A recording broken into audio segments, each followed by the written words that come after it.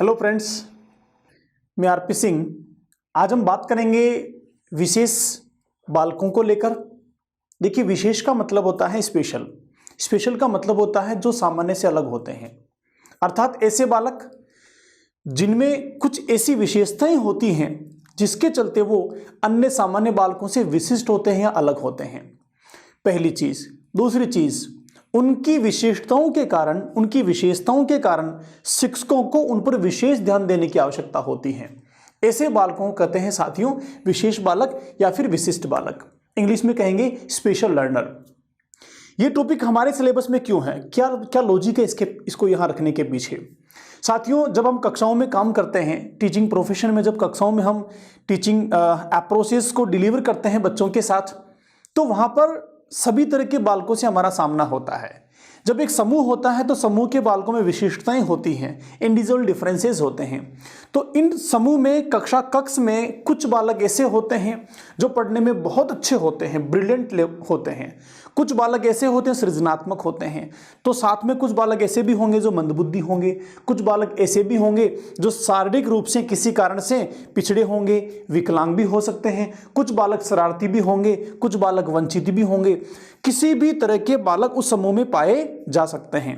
अब जब हम बच्चों को एक तरीके से पढ़ा रहे हैं, एक साथ सिखा रहे हैं, तो एक साथ एक ही तरीके से सिखाने के दौरान क्या सारे के सारे बालकों का विकास हो सकता है? जी नहीं। कुछ बालक ऐसे हैं जिन पर विशेष ध्यान देने की आवश्यकता होती है। तो ऐसे बालकों के विकास के लिए, ऐसे बालकों को आगे बढ़ाने के लिए, ऐसे बालकों को सिखाने के लिए शिक्षक को उन पर विशेष ध्यान देने की आवश्यकता होती है, क्योंकि विशेष ध्यान देने के बाद ही वह अन्य बालकों के साथ आ पाते हैं। इसीलिए ऐसे बालकों की संकल्पना को शिक्षक को समझना बहुत आवश्यक होता है। साथियों, ये बेसिक लॉजिक है इस टॉपिक को यहां डालने के पीछे। एक शिक्षक के रूप में आप जो कक्षों में काम करेंगे तो आपका दायित्व है कि हर बालक का सर्वांगीण विकास होना चाहिए। तो उस समूह में जो विशेष बालक हैं उनकी हमें पहचान करना आना चाहिए कि कौन कौन सी श्रेणी होती है विशेष बालकों की, उनमें क्या क्या विशेषताएं पाई जाती हैं, हम उनको कैसे आइडेंटिफाई करेंगे और ये विशेषताएं क्यों बनी, क्या कारण है, क्या लॉजिक है इसके पीछे।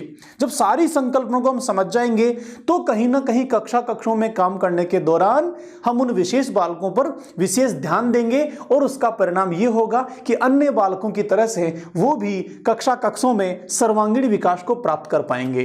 तो साथियों, इस उद्देश्य को लेकर यह टॉपिक हमारे सिलेबस में शामिल किया गया है। आइए चलते हैं, देखते हैं किस प्रकार विशिष्ट बालक जो हैं कक्षों में अन्य बालकों के साथ होते हैं, किस प्रकार हम उनकी पहचान करेंगे और कौन कौन सी मुख्य श्रेणियां हैं जिनको हम विशिष्ट बालक कहते हैं। साथियों, कोई भी ऐसा बालक जो अन्य बालकों से विशिष्ट होता है, विशेषता लिए होता है, हम उन्हें कहते हैं विशिष्ट बालक। पहली चीज। दूसरी चीज, शिक्षक को उस पर विशेष ध्यान देने की आवश्यकता होती है। ये दोनों चीजें जहां लागू होती हैं हम उन्हें कहते हैं विशिष्ट बालक। आप देख रहे हैं, ऐसा कोई बालक जिस पर शिक्षक को कक्षा में सामान्य से अधिक अर्थात विशेष ध्यान देने की आवश्यकता होती है, उसे कहते हैं भाई विशिष्ट बालक। उसमें कुछ विशेषताएं होती हैं जो अन्य में नहीं होती हैं। अब इन विशेषताओं के आधार पर सारे के सारे विशिष्ट बालकों को हमने 3 श्रेणी में विभाजित किया है। साथियों, कितनी श्रेणियों में? 3 श्रेणियों में। पहली श्रेणी है मानसिक रूप से विशिष्ट बालक, दूसरी है शारीरिक रूप से विशिष्ट बालक और तीसरी कैटेगरी है साथियों संवेगात्मक रूप से विशिष्ट बालक। देखिए, जहां शारीरिक रूप से विशिष्ट बालकों की बात आती है तो ये ऐसे बालक होंगे जिनकी शारीरिक संरचना में, शारीरिक आकार में, प्रकार में, अंगों में अन्य बालकों के अतिरिक्त अन्य कोई विशेषताएं होंगी। जैसे हो सकता है वो विकलांग हो सकता है उन्हें ठीक से दिखाई नहीं देता हो सकता है ठीक से सुनाई नहीं देता हो सकता है किसी बीमारी के चलते वो शारीरिक रूप से विकृत हो गए हो सकता है उनकी संरचना या कोई अंग या कोई अवयव जन्मजात ही विकृत हो। तो ऐसा कोई कारण हो जो शरीर की संरचना से संबंधित हो, शरीर से संबंधित हो और वह विशिष्ट हो, अन्य बालकों में नहीं हो, तो उस कारण की वजह से, उस विशेषता की वजह से हम उस बालक को शारीरिक रूप से विशिष्ट बालक की श्रेणी में रखेंगे। दूसरी कैटेगरी है साथियों मानसिक रूप से विशिष्ट। मानसिक संरचना भी बहुत इंपॉर्टेंट होती है जो दिखाई नहीं देती हैं, लेकिन बालक के कार्यों में कहीं ना कहीं ये प्रकट होती हैं साथियों। तो मानसिक रूप से कुछ बालक मानसिक रूप से इतने उच्च स्तर के होते हैं कि अन्य बालकों से पहले और बहुत जल्दी मुश्किल चीजों को भी सीख जाते हैं। तो कुछ बालक सामान्य होते हैं मानसिक रूप से, और कुछ बालक सामान्य से भी पीछे वाले होते हैं। तो मानसिक रूप से भी बालकों की श्रेणियों को बांटा गया है, अर्थात मानसिक योग्यताओं, मानसिक क्षमताओं, सीखने की गति, सीखने की, समझने की आंतरिक क्षमताओं के आधार पर बालकों को मानसिक रूप से विशिष्ट श्रेणी में रखा जाता है।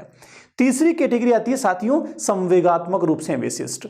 संवेगात्मक रूप से विशिष्ट का मतलब हो गया ऐसे बालक जिनमें संवेगों के कारण कोई विशिष्टताएं आ गई हैं। जैसे किसी बच्चे को ज्यादा क्रोध आता है, कोई बच्चा किसी भी संवेग के चलते अपराध कर लेता है, या फिर कोई बच्चा चोरी करना, झूठ बोलना, ऐसी किसी चीज में लिप्त हो जाता है, तो ये संवेगों संबंधी विशेषताएं होती हैं। तो साथियों मुख्य 3 कैटेगरीज हैं। आइए चलते हैं फिर से पहली कैटेगरी जिसको हमने कहा था शारीरिक रूप से विशिष्ट बालक। साथियों शारीरिक रूप से विशिष्ट बालकों को हमने फिर से 4 तरह के भागों में डिवाइड किया है। पहला होता है विकलांग बालक, दूसरा है दृष्टिहीन बालक, और तीसरा है मूक बधिर बालक। विकलांग बालक का मतलब जिसको आजकल दिव्यांग कहा जाता है, दिव्यांग जन का शब्द इस्तेमाल इसके लिए किया जाता है साथियों।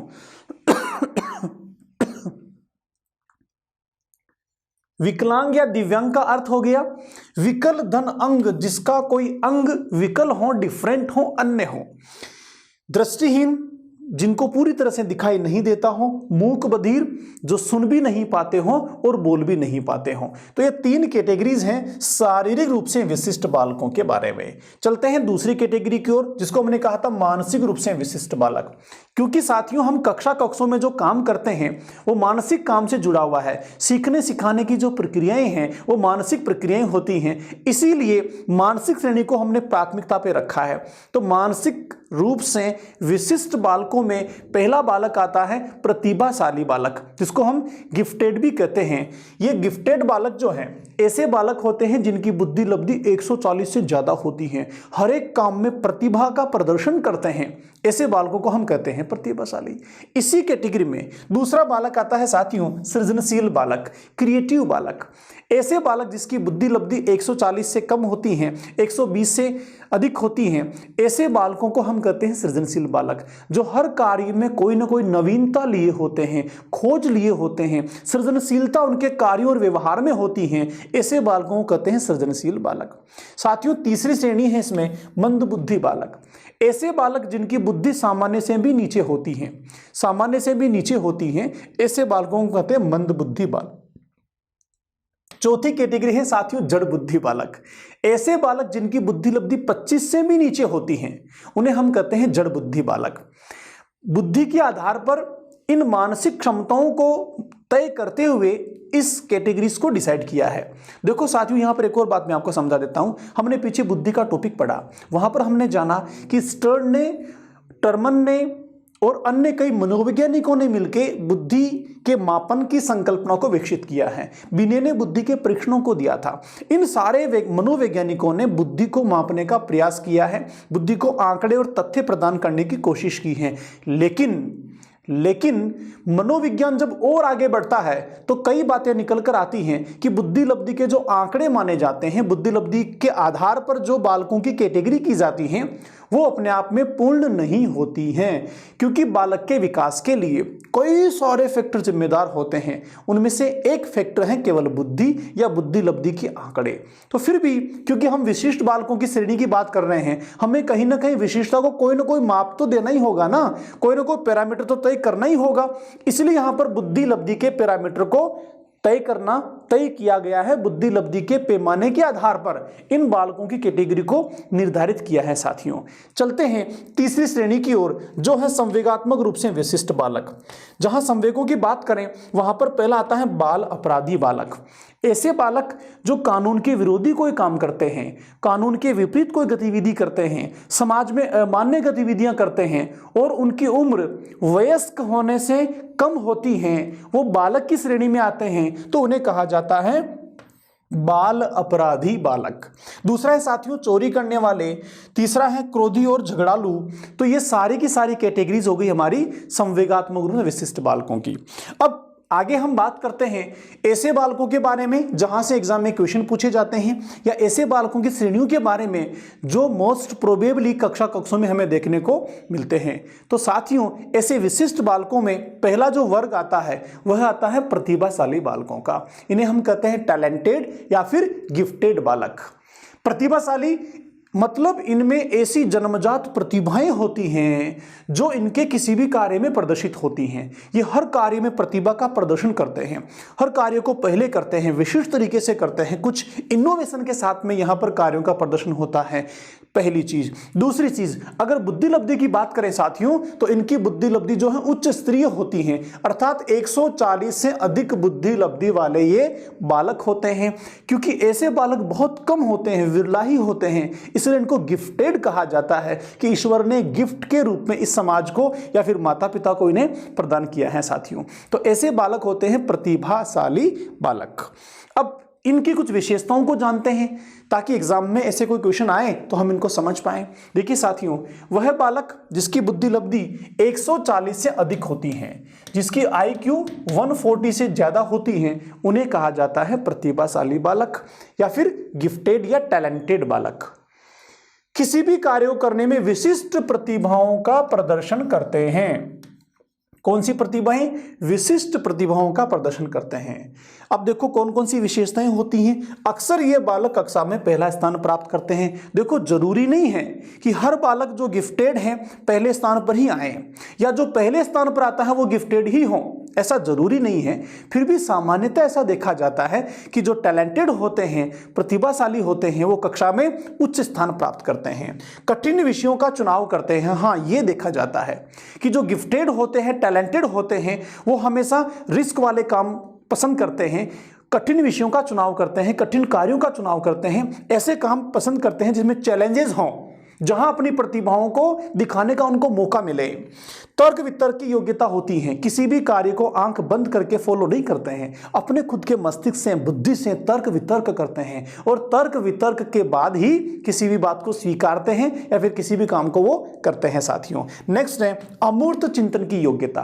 देखिए सर, चिंतन एक तो मूर्त वस्तुओं को लेकर होता है, मूर्त चीजों को लेकर होता है, लेकिन अमूर्त चीजें जो सामने ही नहीं हैं, इनके बारे में भी इनमें बहुत उच्च स्तरीय चिंतन होता है। इसको कहते हैं अमूर्त चिंतन की योग्यता।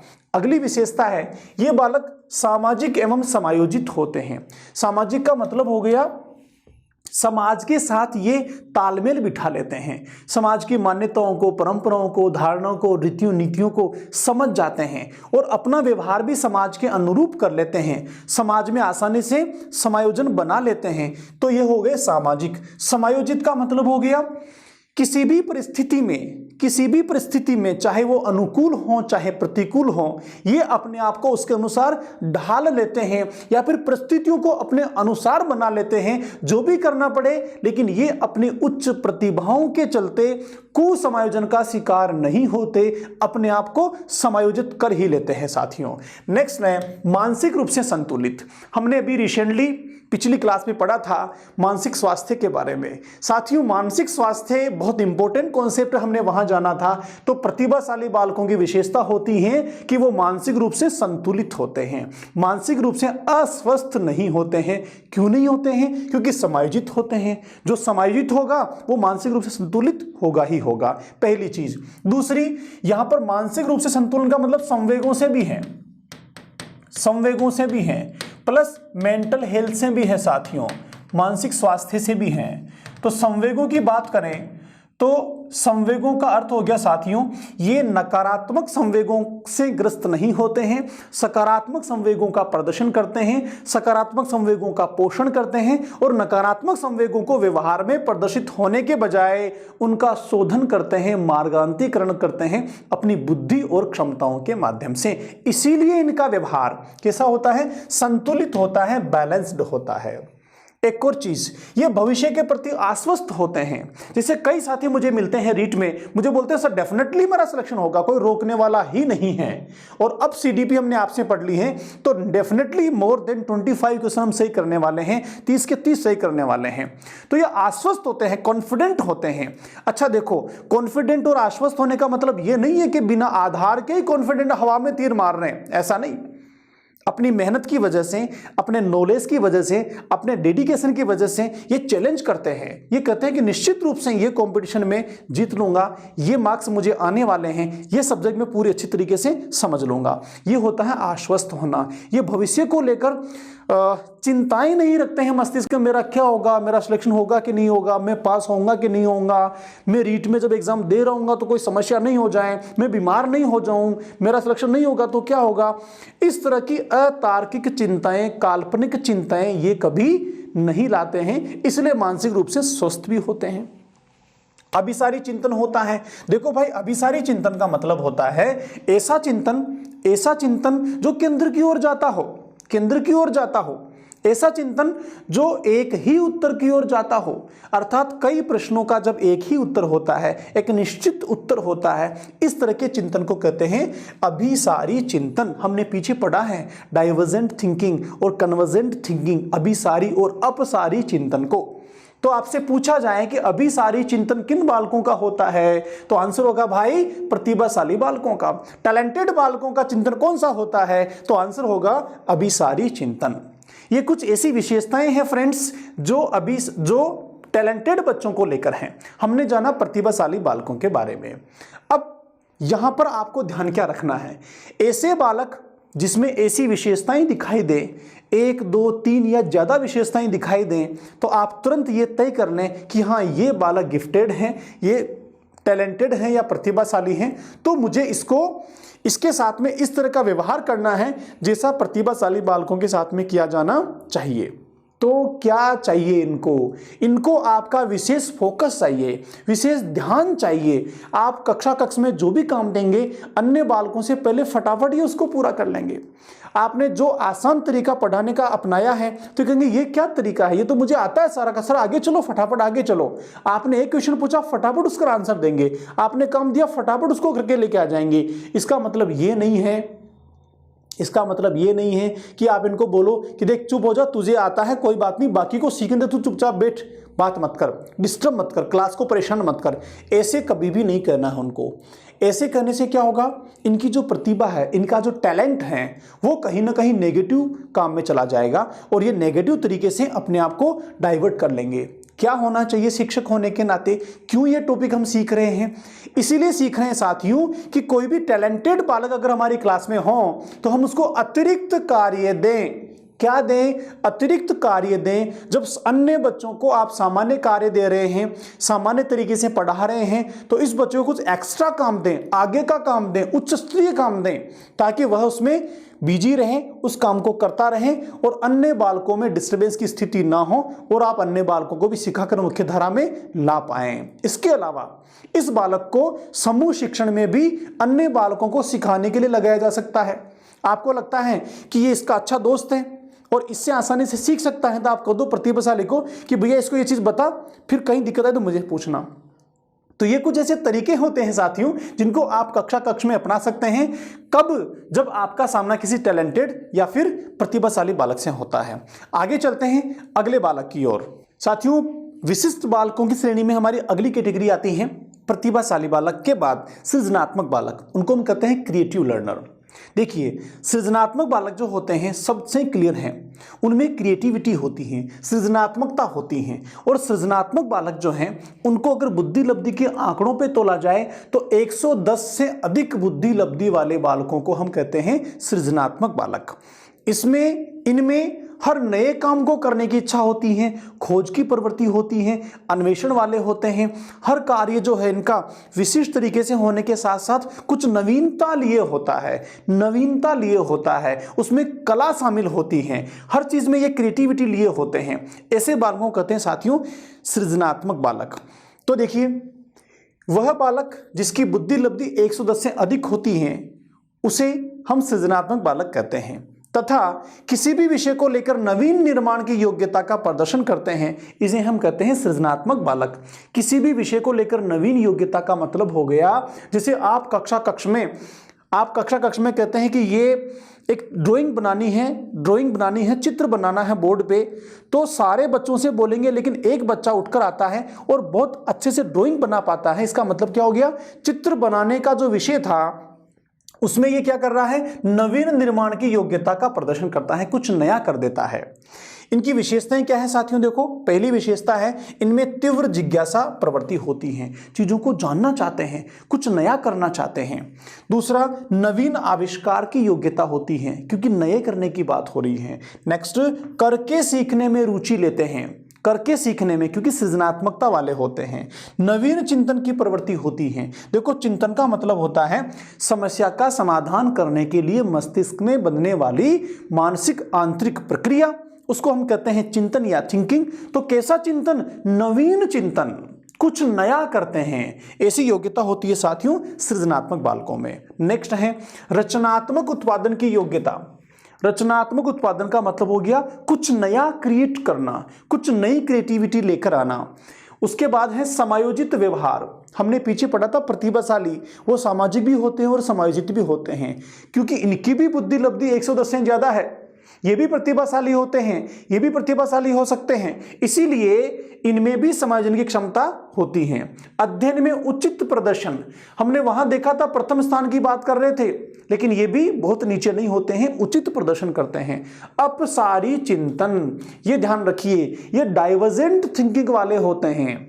अपसारी चिंतन मतलब एक प्रश्न के अनेक उत्तर वाली इनमें थिंकिंग होती हैं, अनेक उत्तर, डाइवर्जेंट थिंकिंग बोलते हैं इसको, जो केंद्र से बाहर की ओर चलती हैं, जो कुछ नवीनता की बात करती हैं। इस तरह की थिंकिंग इन लोगों में पाई जाती है। तो प्रतिभाशाली बालकों का चिंतन कैसा, अभिसारी चिंतन। सृजनात्मक बालकों का चिंतन कैसा, अपसारी चिंतन।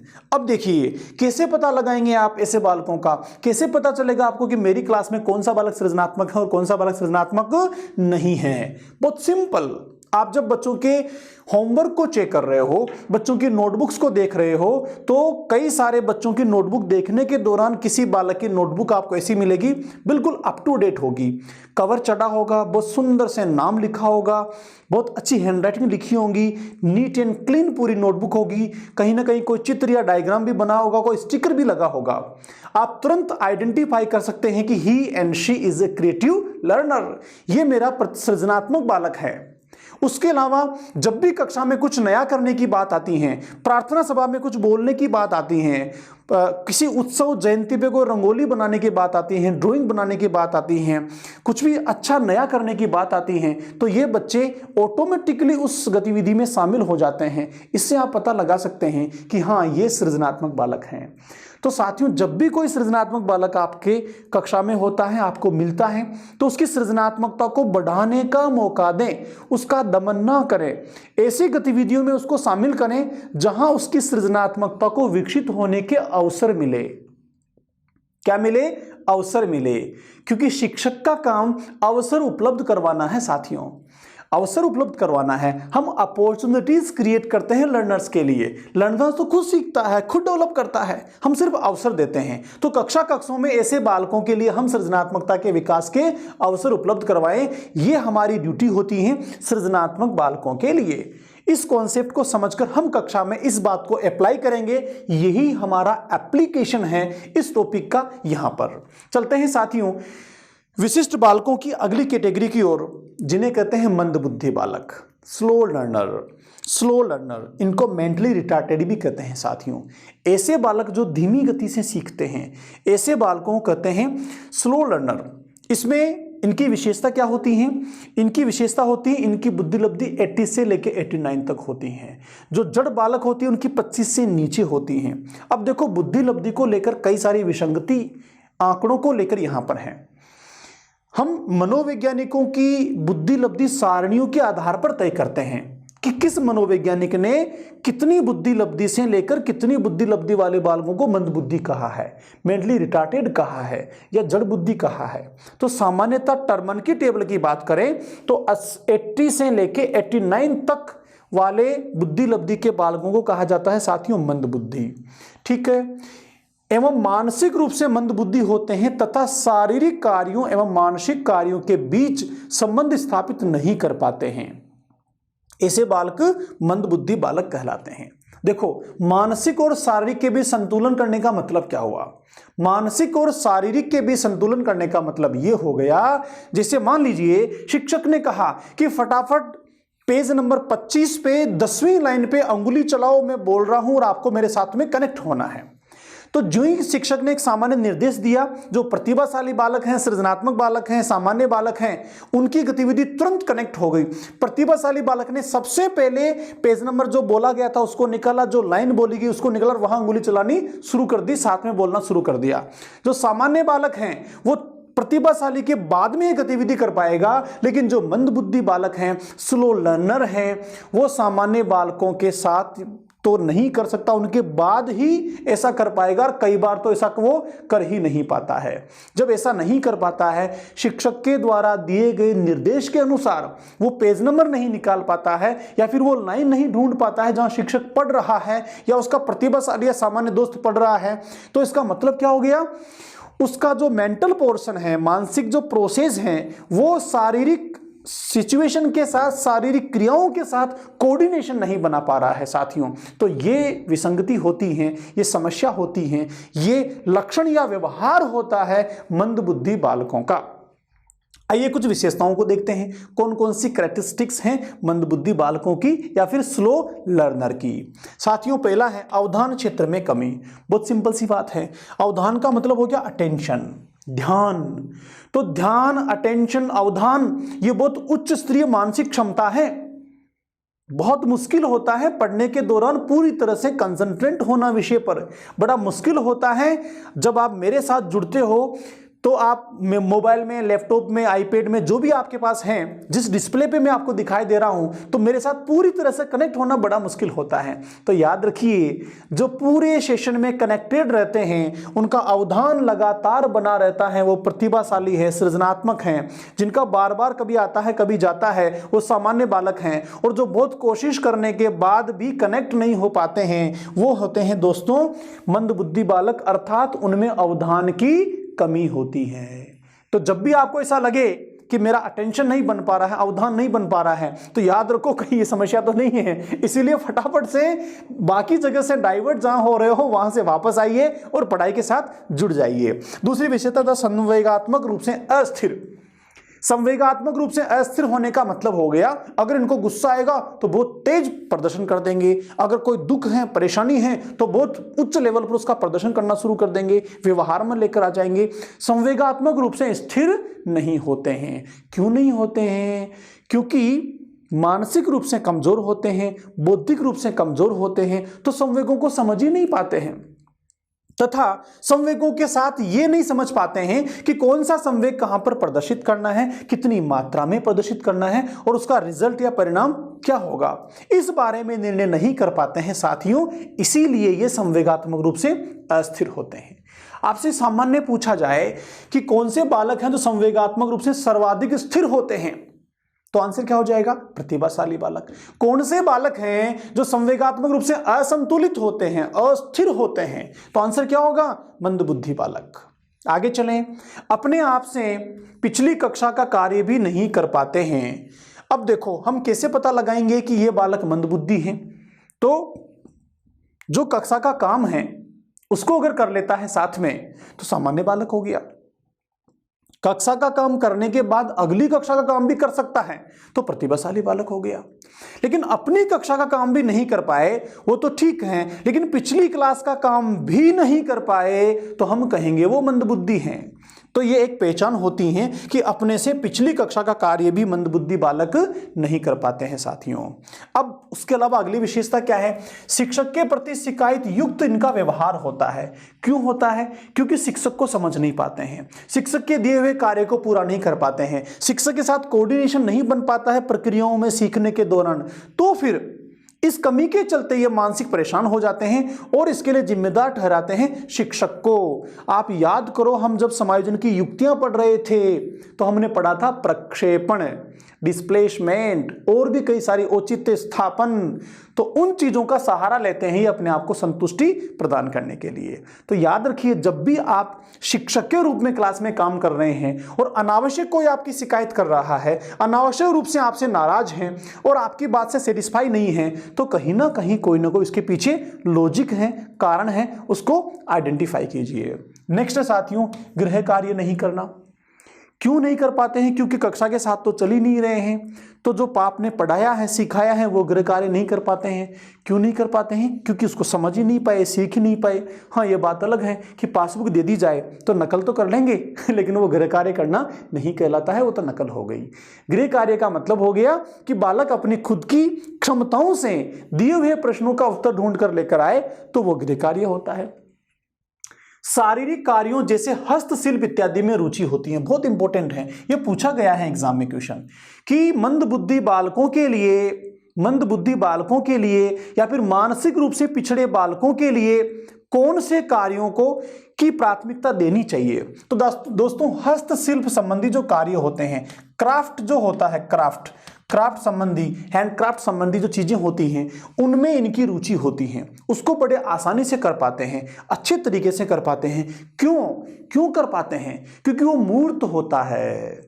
जो क्राफ्ट संबंधी काम होता है, हस्तशिल्प संबंधी काम होता है, वो सारी चीजें मूर्त में इनके सामने होती हैं, इसलिए उससे संबंधित कार्यों को ये अच्छे से कर पाते हैं। तो मंदबुद्धि बालकों के लिए हमें हस्तशिल्प संबंधी गतिविधियों को बढ़ावा देना चाहिए, उनमें इनको शामिल करना चाहिए ताकि ये ठीक से उस काम को कर पाएं। तो साथियों, ये हमने समझा विशिष्ट बालकों का तीसरा वर्ग। आगे चलते हैं हम कि विशिष्ट बालकों में ही जो मंदबुद्धि हैं, उन बालकों में कुछ बालक ऐसे होते हैं जिसमें जन्मजात या फिर किसी शारीरिक मानसिक विकारों के चलते कुछ विशिष्ट लक्षण बन जाते हैं और उन लक्षणों वाले सारे के सारे बालक मंदबुद्धि होते हैं। तो ऐसी कैटेगरी में 4 तरह के बालक माने गए हैं, जिनमें से पहला है मंगोलिज्म बालक। कौन से बालक? मंगोलिज्म बालक। कुछ बालक ऐसे होते हैं जो मां के गर्भ में किसी विकृति के चलते या फिर वंशानुक्रम के कारण या फिर किसी अन्य मानसिक संरचना के कारण इस तरह की शरीर संरचना के साथ पैदा होते हैं कि उनको देखने से लगता है कि वो मंगोल प्रजाति के हैं, जैसा आप डायग्राम में देख पा रहे हैं। तो मंगोल प्रजाति के जैसे दिखने वाले बालक, जिनका ललाट बड़ा होता है, आंखें छोटी छोटी होती है, मुंह खुला रहता है, ऐसे बालक को हम कहते हैं मंगोलिज्म बालक। अगर ऐसा कोई बालक है तो इसका मतलब ये मंदबुद्धि होगा, क्योंकि ये इसकी शरीर की संरचना के कारण इस तरह की स्थितियां बन गई हैं। तो ऐसा कोई भी बालक कक्षा कक्ष में दिखाई दे, व्यवहार में दिखाई दे, तो उसके साथ ज्यादा परेशान होने की आवश्यकता नहीं है कि इसकी संरचना के चलते यह मंदबुद्धि है। तो हमें इसको समझते हुए इसकी योग्यता और दक्षताओं के अनुसार ही कार्य करने चाहिए और ऐसी गतिविधियों में ही इसको शामिल करना चाहिए। साथियों, मानसिक रूप से मंदिता की कैटेगरी में दूसरी श्रेणी आती है क्रेटिनिज्म। क्रेटिनिज्म का मतलब होता है कि ऐसे बालक जिनकी लंबाई बहुत कम होती है, जो 2 से 2.5 फीट ही लंबे होते हैं, ऐसे बालक मानसिक रूप से मंद होते हैं। अब ये ध्यान रखिए, ये डायग्राम आप देख पा रहे हैं, लाइफ टाइम इनकी लंबाई इतनी होती है। ऐसा नहीं है कि हर बौना बालक क्रेटिनिज्म होगा, ऐसा नहीं है। क्रेटिनिज्म बालक अलग तरीके के होते हैं जिनमें अन्य सारे कारण सामान्य होते हैं, लेकिन किसी वंशानुक्रमीय प्रक्रिया के चलते या फिर मां के गर्भ में किसी विकृति के चलते या अन्य किसी मानसिक तंत्र में गड़बड़ी होने के कारण इनमें यह विकृति आ जाती हैं और ये क्रेटिनिज्म होते हैं। तो क्रेटिनिज्म जो बालक हैं वो भी क्या होंगे साहब? मानसिक रूप से मंद होंगे। तीसरी इसमें कैटेगरी आती है माइक्रोसिफेली। देखो, सिफेली जो है इंग्लिश वर्ड है, आप याद करो, सेफेलोकोडाल हमने पीछे पढ़ा था, सेफेलोकोडाल, प्रोक्सिमोडिस्टाल, विकास के सिद्धांतों में पढ़ा था, आपको याद आ रहा होगा। तो वहां मैंने समझाया था कि सेफेली का मतलब होता है मस्तिष्क या सिर। तो यहां पर जो है सिफेली हो गया सिर और माइक्रो हो गया छोटा, तो छोटा सिर, ऐसे बालक जिनका सिर जो है वो छोटा होता है। कितना छोटा होता है? 8 से 10 इंच का होता है, इससे बड़ा नहीं होता। तो कुछ ऐसे बालक होते हैं जिनके सिर का आकार बहुत छोटा होता है, केवल 8 से 10 इंच का होता है। ऐसे बालकों को माइक्रोसिफेली कहा जाता है, छोटे आकार के सिर वाले कहा जाता है। ये बालक भी मंदबुद्धि बालक होते हैं। अगली कैटेगरी है भाई हाइड्रोसिफेली। देखो यहां भी सिफेली है, तो सिफेली का मतलब वही सिर हो गया, हाइड्रो का मतलब होता है पानी। तो ऐसे बालक जिनके सिर में पानी भर जाता है, पानी भर जाने के कारण उनके सिर का आकार बहुत बड़ा हो जाता है। कितना बड़ा हो जाता है? 32 इंच के लगभग इनके सिर का आकार हो जाता है, जिसके चलते ये हाइड्रोसिफेली बन जाते हैं और ये भी मंदबुद्धि होते हैं। अब देखिए यहां समझने की बात क्या है कि ये तीनों चारों कैटेगरी जो हैं, चारों तरह के जो बालक होते हैं, मंगोलिज्म हो गए, क्रेटिनिज्म हो गए, माइक्रोसिफेली हो गए, हाइड्रोसिफेली हो गए, ये बालक मंदबुद्धि होंगे, ऐसा आपको मान के चलना है। तो इनके साथ विशेष तरह का व्यवहार करने की आवश्यकता है, इनको समझने की आवश्यकता है। अगर ऐसा कोई भी बालक कक्ष में आपको मिलता है, किसी परिवार रिश्तेदार में आपको मिलता है, तो इससे डरने की आवश्यकता नहीं है, इसको लेकर परेशान होने की आवश्यकता नहीं है। इस सिचुएशन को समझने की आवश्यकता है और ये जहां जिस स्तर के हैं वहीं से आगे बढ़ाने की आवश्यकता है। तो ये इस टॉपिक से आपकी ये समझ है जो काम करेगी। अब देखो इस तरह के जो बालक होते हैं, इन बालकों में मस्तिष्क का विकास पूरा नहीं होता। क्यों नहीं होता? क्योंकि सामान्य बालकों के मस्तिष्क का विकास 15-16 वर्ष तक लगातार चलता है, तब जाके परिपक्वता आती है। लेकिन ऐसे बालकों के मस्तिष्क का विकास जो है वो केवल 7-8 वर्ष तक ही होता है। इसके बाद इनके मस्तिष्क का विकास रुक जाता है, इसीलिए ये बालक मानसिक रूप से मंद होते हैं साथियों। तो ये लॉजिक होता है इसके पीछे। आगे चलते हैं अगली कैटेगरी की ओर। साथियों विशिष्ट बालकों की अगली श्रेणी में आते हैं बाल अपराधी बालक। देखो बाल अपराधी का मतलब क्या, अपराध का मतलब क्या है, क्राइम क्या है, पहले वो समझिए। क्राइम या अपराध का मतलब हो गया कोई भी ऐसा कार्य, ऐसा कृत्य जो कानून के विरुद्ध हो, जो समाज में स्वीकार्य नहीं हो, समाज की मान्यताओं, परंपराओं, धारणाओं के विपरीत हो, तो उसे कहा जाता है अपराध। और यही कार्य अगर छोटे बालक द्वारा कर दिया जाता है, वयस्क होने से पहले किसी के द्वारा कर दिया जाता है, तो उसे कहा जाता है बाल अपराध। अब बाल अपराध जो है, इसमें आयु का जो बैरियर है वो हर देश में अलग अलग है। किसी देश में 18 साल से कम वालों को बाल अपराधी मानते हैं, किसी देश में 16 साल से कम वालों को बाल अपराधी मानते हैं, तो कहीं 15 से कम वालों को बाल अपराधी मानते हैं। पहली चीज। दूसरी चीज, कुछ अपराधों की भी श्रेणियां हैं। कुछ अपराध इस तरह के होते हैं जहां 18 साल के बाद, 18 साल से पहले वाले को बाल अपराधी मानते हैं। कुछ अपराध ऐसे होते हैं जहां 15-16 वर्ष तक वाले को ही बाल अपराधी मान लेते हैं। तो बाल अपराध को लेके आयु जो है वो एक निश्चित नहीं है, फिक्स नहीं है। फिर भी हम सामान्य व्यवहार की बात करें, हमारे भारत की बात करें, तो यहाँ पर 16 वर्ष से कम वाले बालकों को हम कहते हैं बाल अपराधी। तो ऐसे बालक जिनकी आयु 16 वर्ष से कम हो और वह कोई ऐसा कृत्य कर दे जो कानून के विपरीत हो, नियम के विरुद्ध हो, समाज की मान्यताओं, परंपराओं, धारणाओं या सामाजिक अपेक्षाओं के विपरीत हो, उसे कहा जाता है बाल अपराध। देखिए वह बालक जो 16 वर्ष से कम आयु में सामाजिक मान्यताओं के विरुद्ध व्यवहार करता है एवं कानून का उल्लंघन करता है, उसे कहा जाता है बाल अपराधी बालक।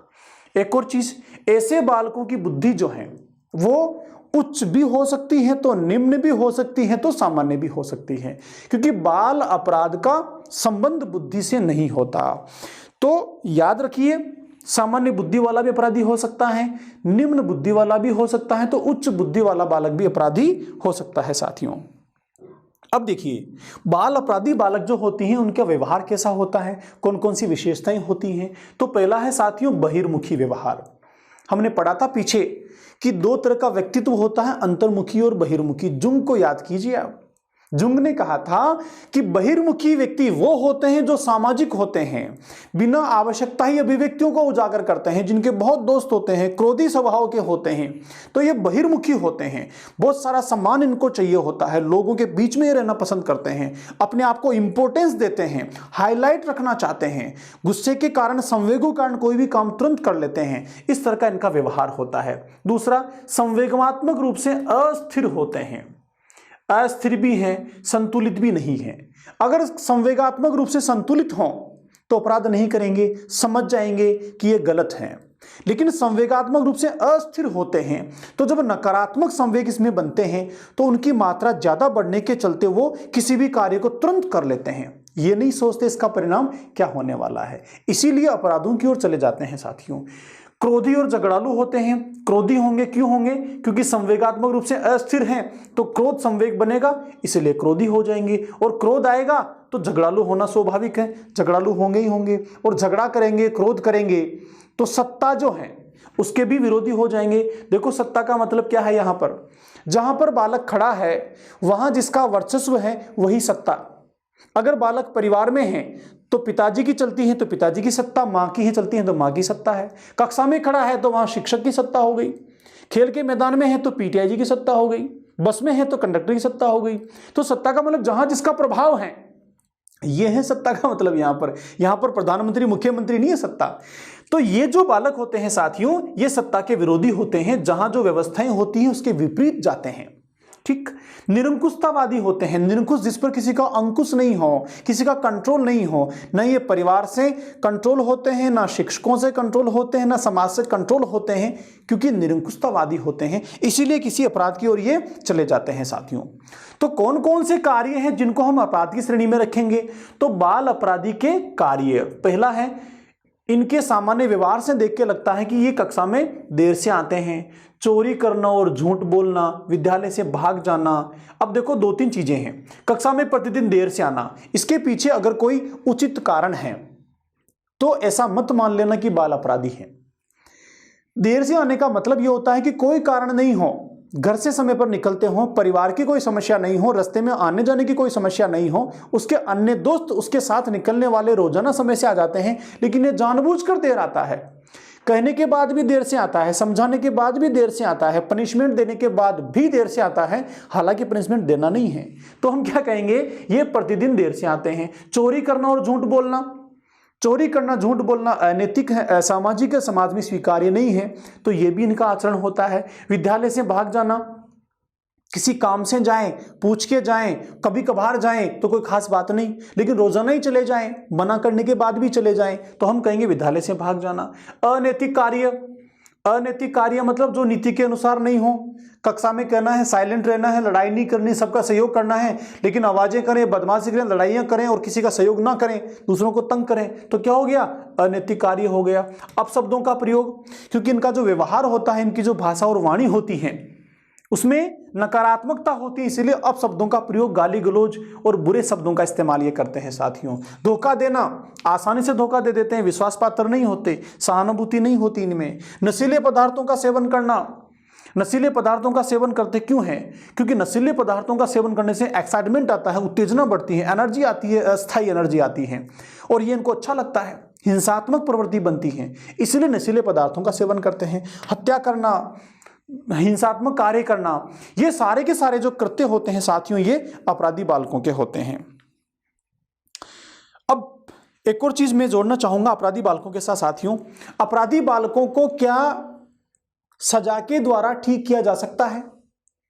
क्या हर बालक जिसको सजा मिली है या अपराधी घोषित कर दिया गया है वो वास्तव में अपराधी हैं? देखो कई बार कई ऐसी परिस्थितियां होती हैं साथियों जिसके चलते कोई बालक जो वास्तव में अपराधी श्रेणी का नहीं है लेकिन वो अपराध में शामिल हो जाता है या अपराधी घोषित हो जाता है। या फिर मान लीजिए किसी बालक ने अपराध कर भी दिया, जो ही उसको पनिशमेंट मिली, सजा मिली, अब उसको समझ में आ गया कि बड़ी गलती हो गई मेरे से और मुझे आगे से इसको नहीं करना है। तो कई तरह की सिचुएशन होती हैं। अपराधी से कभी नफरत नहीं करनी चाहिए, मेरा कहने का आशय बस मात्र इतना सा है। हम आइडेंटिफाई करें, पहचानें, देखें कि जो बालक अपराधी हैं उसके पीछे क्या कारण रहे हैं। कोई ऐसी परिस्थिति तो नहीं थी जिसके चलते मजबूरी से वो अपराधी हो गया, या फिर कोई परिस्थिति नहीं थी, जानबूझ के किया, लेकिन अब उसके समझ में आ गया, तो उस समय जब ऐसा किया तब अपराधी था, लेकिन आज तो उसकी मनोदशा ठीक है, अब तो वो सारी बातों को समझ गया है, तो क्या अब भी उससे नफरत करने की आवश्यकता है? तो आपसे अगर पूछा जाए कि शिक्षक होने के नाते अपराधी के प्रति आपका नजरिया कैसा होगा, तो आंसर होगा सहानुभूतिपूर्ण नजरिया। आप उसके साथ स्नेह से, प्यार से पेश आएंगे, सहानुभूति प्रदर्शित करेंगे, उचित कारणों को जानेंगे, और जानने के साथ जो उसमें ऐसी कमियां हैं, संवेगात्मक अस्थिरता है या कोई अपराधी प्रवृत्ति बन गई है, कुछ विशेष तरीकों से, विशेष व्यवहारों से, विशेष टेक्निक से उन प्रवृत्तियों को दूर करेंगे, और ऐसे बालकों को सृजनात्मक कार्यों के माध्यम से, विभिन्न नैतिक कहानियों से, गतिविधियों से और अन्य प्रतिक्रियाओं से समाज की मुख्य धारा में लाने की कोशिश करेंगे। सामान्य बालकों के साथ सीखने सिखाने के अवसर इनके लिए उपलब्ध कराएंगे। ऐसा करने से क्या होगा साथियों? ऐसा करने से ये बालक जो अपराधी होने के चलते समाज से पृथक हो गया था, ये मुख्य धारा में आएगा। अगर एक शिक्षक, विद्यालय या समाज ऐसा नहीं कर पाता है तो यह अपराधी जीवन भर अपराधी ही रहेगा और ताउम्र समाज में नुकसान पहुंचाता रहेगा। तो क्या चाहते हैं आप? समाज में एक अपराधी को और बड़ा अपराधी बनाना चाहते हैं, या उसको कंट्रोल करके उसको सामान्य नागरिक बनाना चाहते हैं? अगर आप चाहते हैं समाज में अपराधी कम हो, तो बाल अपराधी के साथ सहानुभूति व्यवहार करना होगा, इसको समझना होगा, जानना होगा। मनोचिकित्सकों और मानसिक स्वास्थ्य से संबंधित जो एडवाइजर्स होते हैं, काउंसलर्स होते हैं, उनके साथ इसका रिमेडी करवाना होगा, ताकि ये बालक समझ जाएं और समाज की मुख्य धारा में आ जाएं। तो साथियों, ये एक मेन कॉन्सेप्ट है शिक्षक होने के नाते बाल अपराधी के संदर्भ में। अब आगे चलते हैं अगली कैटेगरी की ओर साथियों, जिसको कहते हैं वंचित एवं अलाभान्वित बालक। शब्दों को समझिए। वंचित का मतलब जो किसी चीज से वंचित हो गया है, नहीं मिली है। एक तो होता है पिछड़ना, कि पीछे रह गया, कम मिली लेकिन मिली ही नहीं। अलाभान्वित, जिसको लाभ ही नहीं मिला, तो वो हो गया अलाभान्वित या वंचित। जैसे मैं कहूं कि आप कहीं शादी में गए और शादी में नाश्ते की प्लेट्स डिस्ट्रीब्यूट हो रही हैं, आप दाएं बाएं कहीं दूल्हे के साथ में थे और आपको नाश्ता नहीं मिला, बाकी नाश्ता खत्म हो गया। जो लड़की वाले थे नाश्ता लेके चले गए, वापस गई ट्रॉली, वापस कुछ भी नहीं बचा। अब बोलते नाश्ता कहाँ है? तो आपका दो भाई तू वंचित रह गया नाश्ते से, अलाभान्वित रह गया। तो ये है लाभान्वित का मतलब कि इनको लाभ मिला ही नहीं, ये वंचित हो गए। तो ऐसी भी कैटेगरी होती है हमारी कक्षा में, हमारे समाज में, हमारे विद्यालय में, जो अलाभान्वित होते हैं, वंचित होते हैं। इंग्लिश में कहते हैं साथियों इनको डिसएडवांटेज्ड और डिप्राइव्ड।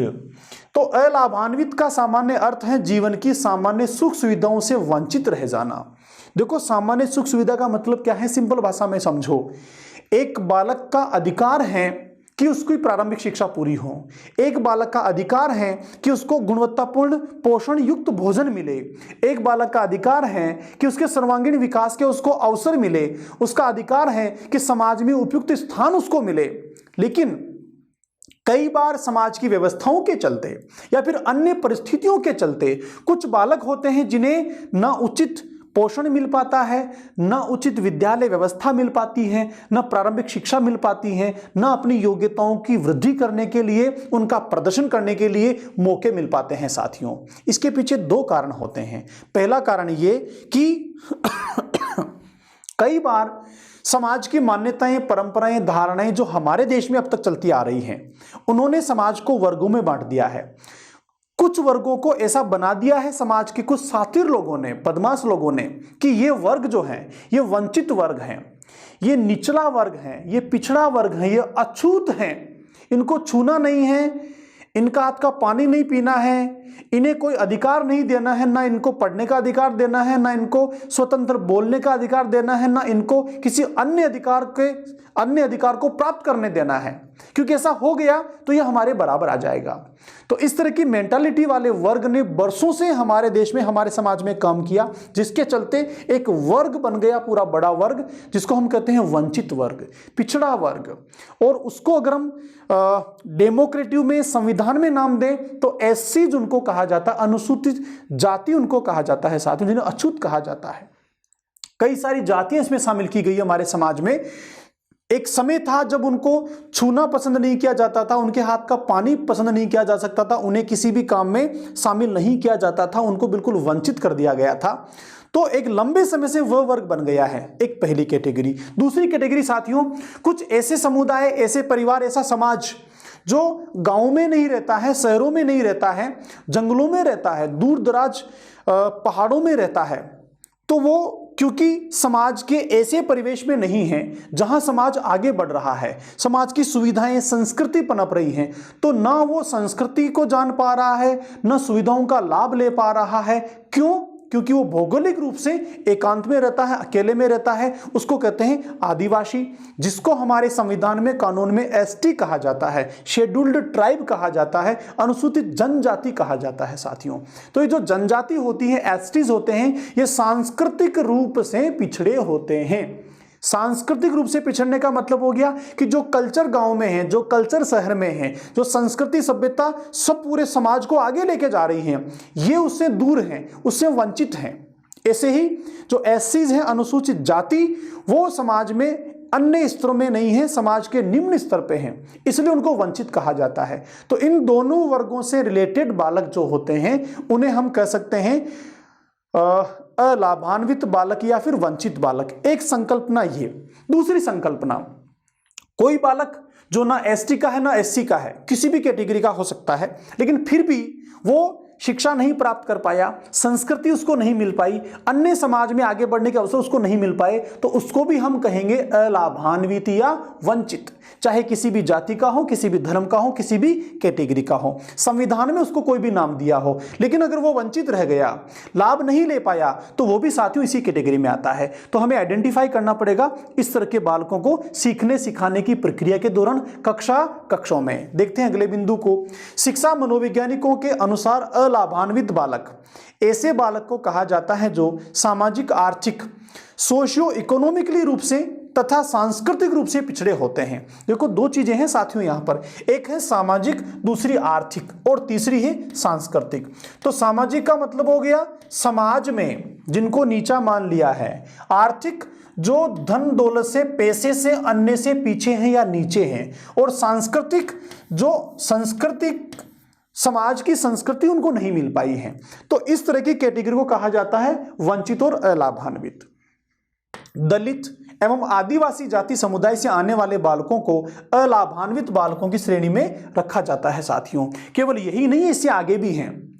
कोई भी बालक जो दलित नहीं हो, एससी एसटी का नहीं हो, आदिवासी नहीं हो, फिर भी अगर वो ऐसे अवसर नहीं प्राप्त कर पाता है, सीखने सिखाने के अवसर प्राप्त नहीं कर पाता है, सांस्कृतिक फायदे उसको नहीं मिल पाते हैं, सामाजिक रूप से पीछे है, आर्थिक रूप से पीछे है, तो वो भी साथियों वंचित और अलाभान्वित की श्रेणी में रखा जाता है।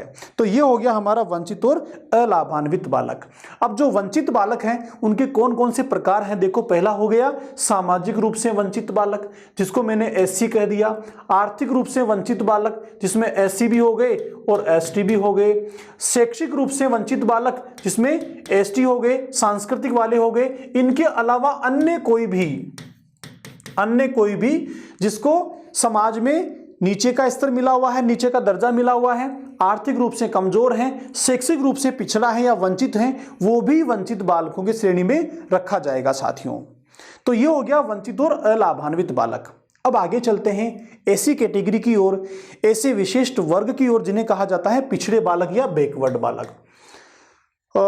पिछड़े बालक कि शब्द के से ही हम समझते हैं कि पिछड़ने का मतलब हो गया पीछे रह जाना। किससे पीछे रह जाना? अपने बराबर के साथियों से पीछे रह जाना। तो कहां पीछे रह जाना? बहुत सिंपल सी बात। हम अगर प्रारंभिक शिक्षा की बात करें साथियों, तो 6 से लेकर 14 आयु वर्ग के बालकों को प्रारंभिक शिक्षा दी जानी चाहिए, ऐसा हमारे संविधान में लिखा है। उनका मूल अधिकार है, फंडामेंटल राइट है उनको लेना। अगर कोई बालक 14 वर्ष का हो गया है और प्रारंभिक शिक्षा उसको नहीं मिली है, इसका मतलब वह पिछड़ गया है। किससे? अपने समवयस्क आयु के उन बालकों से जिनकी आयु भी 14 वर्ष थी लेकिन उन्होंने प्रारंभिक शिक्षा पूरी कर ली, तो उनसे पीछे रह गया, उनसे पिछड़ गया। इसको कहा जाता है पिछड़ना। तो सीधी भाषा में क्या हो गया? अपनी आयु के बालकों से या अपने समकक्षीय बालकों से किसी भी क्षेत्र में पीछे रह जाना कहलाता है पिछड़ना। इसको कहा जाता है बैकवर्ड। पिछड़े बालक से तात्पर्य सामान्य ऐसे बालकों से होता है जो बुद्धि, शिक्षा आदि में अपने समकक्षियों से पीछे रह जाते हैं। किस किस में हो सकते हैं ये? बौद्धिक रूप से हो सकते हैं, मतलब बुद्धि में अन्य बालकों से पीछे हो तो भी पिछड़ना हो गया। शिक्षा में अन्य बालकों से पीछे हो तो भी पिछड़ना हो गया। समकक्षीय का मतलब अपनी कक्षा के बालकों से, अगर कक्षा में नहीं जाता है तो अपनी उम्र के बालकों से, ये कहलाता है पिछड़ना। अब देखो पिछड़ने के पीछे क्या क्या कारण हो सकते हैं। हो सकता है वो जंगल में रहता हो, आदिवासी परिवार का हो तो भी पिछड़ जाएगा। हो सकता है निम्न सामाजिक वर्ग से बिलोंग करता हो तो भी पिछड़ जाएगा। हो सकता है आर्थिक रूप से बहुत कमजोर हो तो भी पिछड़ जाएगा। हो सकता है सामाजिक रूप से बहुत कमजोर हो तो भी पिछड़ जाएगा। तो कोई भी कारण हो सकता है पिछड़ने का, कोई भी कारण हो सकता है। यह हम निश्चित दायरे में इसको नहीं बांध सकते हैं, पहली चीज। दूसरी चीज, क्या पिछड़ा बालक और वंचित बालक जो पीछे पड़ा था वो मंदबुद्धि होंगे या प्रतिभाशाली होंगे? बताओ। जरूरी नहीं है, जरूरी नहीं है वो मंदबुद्धि हो, और ये भी आवश्यक नहीं है कि प्रतिभाशाली हो सकता है कोई भी बालक जो आपका वंचित है या फिर पिछड़ा बालक है वो उच्च प्रतिभाशाली भी हो सकता है। कई बार ऐसा देखा गया है कि ऐसे परिवारों के बच्चे जिनके परिवार में कोई माहौल नहीं होता, पेरेंट्स भी बहुत बेक होते हैं, आर्थिक रूप से बहुत कमजोर होते हैं, लेकिन फिर भी उन बालकों को अगर कहीं थोड़ा भी मौका मिल जाता है तो अपने आप को प्रूव कर देते हैं और बहुत उच्च स्थान पर पहुंच जाते हैं। इसका मतलब वो प्रतिभाशाली था। कई बालक ऐसे भी देखे गए हैं जिनके पास सुविधाएं नहीं है, वंचित हैं, और वो पीछे ही रह जाते हैं। तो दोनों चीजें हैं, ये प्रतिभाशाली भी हो सकते हैं, सामान्य बुद्धि भी हो सकते हैं, और उच्च बुद्धि वाले भी, मंद बुद्धि वाले भी हो सकते हैं साथियों। देखिए अब पिछड़े बालकों को लेकर एक डेफिनेशन है। किसकी डेफिनेशन है? बर्ट की डेफिनेशन है। बर्ट महोदय ने अपनी एक बुक लिखी, बुक का नाम था द बैकवर्ड चाइल्ड। इस बैकवर्ड चाइल्ड नामक बुक में बर्ट महोदय ने परिभाषा दी है किसकी? पिछड़े बालकों की। देखो क्या है, पिछड़ा बालक वह है जो अपने स्कूल जीवन के बीच यानी लगभग 10.5 साल में अपनी आयु के समकक्ष से नीचे की कक्षा का कार्य करने में असमर्थ होता है। देखो समकक्ष से नीचे की कक्षा, ध्यान रखना, अपनी क्लास की तो बात नहीं है, वो तो सामान्य हो गया, उसी कक्षा का काम करना। तो लेकिन मान लो 8वीं का बच्चा है और 7वीं कक्षा का काम भी नहीं कर पाए तो उसको हम कहेंगे पिछड़ा बालक। ठीक है सर। अब 8वीं क्लास का बालक 7वीं क्लास का काम भी नहीं कर पाए, इसके पीछे कोई भी कारण हो सकता है। तो क्या क्या कारण हो सकते हैं? पहला कारण हो गया बौद्धिक क्षमता की कमी। हो सकता है वो बुद्धि से कमजोर हो, उसमें बुद्धि की मात्रा कम हो जिसके चलते पिछड़ गया हो सकता है अस्वस्थ वातावरण का उस पर प्रभाव पड़ा हो, जैसे हिरोशिमा नागासाकी है, वहां आज भी मानसिक रूप से कमजोर बच्चे पैदा होते हैं। तो हिरोशिमा नागासाकी में एटम बम जो वहां की रेडियो विकिरणें थी, उनका प्रभाव आज भी ऐसा है कि वो अन्य बालकों से पिछड़ जाते हैं। हमारे देश की बात करें, भोपाल गैस कांड जो हुआ था, वहां भी कई बच्चे आज भी स्वस्थ पैदा नहीं होते हैं। दिल्ली जो है बहुत ज्यादा पोल्यूटेड है, बहुत पोल्यूशन है, तो वहां के बालक भी अन्य बालकों की तुलना में मानसिक रूप से कमजोर हो सकते हैं, प्रदूषण के कारण हो सकते हैं, होते नहीं है। तो ये क्या हो गया? अस्वस्थ वातावरण हो गया। शारीरिक दोष हो सकता है, कोई शारीरिक परेशानी हो, कोई दिव्यांग हो जाए, कहीं कोई घटना दुर्घटना से कोई अंग विकृत हो जाए, इसके चलते भी बालक पिछड़ जाते हैं साथियों। स्वभाव संबंधी दोष, टेम्परामेंट, स्वभाव का मतलब होता है कोई बालक बहुत क्रोधी है, झगड़ालू है, संवेगात्मक रूप से अस्थिर हैं, तो क्रोधी होने के कारण भी वो अन्य बालकों से पिछड़ जाता है। कोई बालक बहुत चिंताग्रस्त रहता है, तो कोई भी स्वभाव संबंधी विकृति के चलते भी साथियों अन्य बालकों से पीछे रह जाता है, तो वह भी पिछड़ापन का कारण हो सकता है। कर्तव्य त्यागिता। कर्तव्य त्यागिता का मतलब जो अपने कर्तव्य को त्याग देता है, कर्तव्य का पालन नहीं करता है, वो भी अन्य बालकों से पीछे रह जाता है साथियों। तो ये कुछ कारण थे पिछड़े बालकों के। अब आगे बात करते हैं पिछड़े बालकों के प्रकार कि कौन कौन से बालक होते हैं पिछड़ेपन वाले। तो ऐसे बालक शारीरिक दोष के कारण पिछड़े बालक हो सकते हैं, ठीक है, मानसिक दृष्टि से पिछड़े बालक हो सकते हैं, संवेगात्मक दृष्टि से हो सकते हैं, शैक्षणिक दृष्टि से हो सकते हैं, और वातावरण एवं परिस्थिति के कारण भी पिछड़े बालक हो सकते हैं। तो यही सारी बातें जो मैंने पीछे आपको बताई, इन कारणों से भी पिछड़े बालक साथियों हो सकते हैं। अब हम अंतिम कैटेगरी की बात करते हैं जो है समस्यात्मक बालक। शब्द से ही क्लियर है, ऐसे बालक जो समस्याएं उत्पन्न करते हैं उन्हें हम कहेंगे समस्यात्मक बालक। तो कहां समस्या उत्पन्न करते हैं? खेल के मैदान में, परिवार में, घर में, रसोई में या कक्षा कक्ष में? आंसर क्या होगा? कक्षा कक्ष में समस्या पैदा करते हैं, क्योंकि हमारा प्रोफेशन क्या है? बच्चों को सिखाना। कहाँ की गतिविधियों की बात होती है? कक्षा कक्षों की। तो ऐसे बालक जो सीखने सिखाने की प्रक्रिया के दौरान कक्षा कक्षों में या विद्यालय परिवेश में समस्याएं उत्पन्न करते हैं, विद्यालय में होने वाली गतिविधियों में बाधाएं उत्पन्न करते हैं, उन्हें कहते हैं समस्यात्मक बालक। कई बार आप देखते हैं कि मान लो आपकी नई नई नियुक्ति हुई, आप किसी स्कूल में गए और वहां जाने के बाद आप 11th क्लास में चले गए किसी काम से, लेवल 1 2 के हैं तो आपको रहना तो नीचे ही है, लेकिन मान लो व्याख्याता नहीं है और आपको 11th क्लास में जाने को मिल गया।